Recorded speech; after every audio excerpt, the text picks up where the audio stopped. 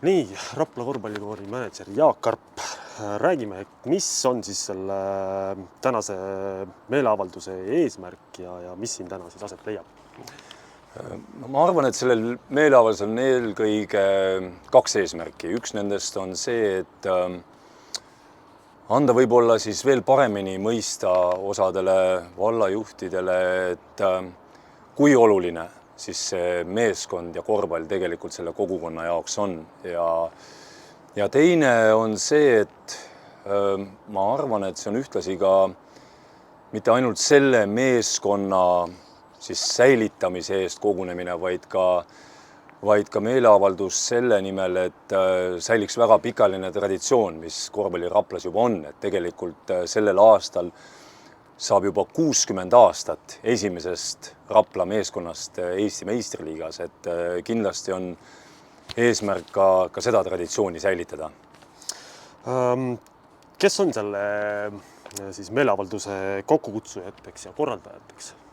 Ja meeleavaldus on korraldatud puhtalt meie väga lojaalse fännklubi poolt. Millist tulemust loodetakse saavutada volikogus ja millal?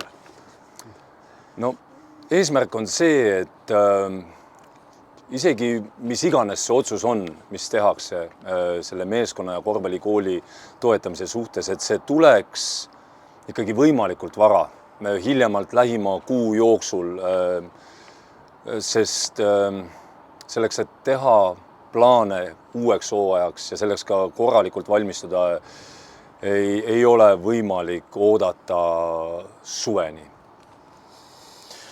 Ja lõpetuseks, kui suurt linnatoetust Rapla korvpallile siis tegelikult vaja oleks? No, see toetusega on nii, et eks nad on ikkagi omavahel seotud, et mida suurem toetus, seda kvaliteetsemalt ikkagi on ka võimalik tööd teha, aga meie esimene eesmärk oli tegelikult selle senise toetuse taastamine, mis on siis noortele juba viimastel aastatel vähenenud ja meeskonna puhul oli muidugi soov ikkagi seda toetust tõsta, sellepärast et ikkagi järjest raskem on meie konkurentidega võistelda, et kõik teevad samme edasi ja nii on ka meil vaja, et kokkuvõttes on ikkagi, kuna tegemist on spordiga, siis mida tugevam võistkond, seda rohkem võite ja seda rohkem ikkagi positiivseid emotsioone. Aga jah, suur tänu! Aitäh!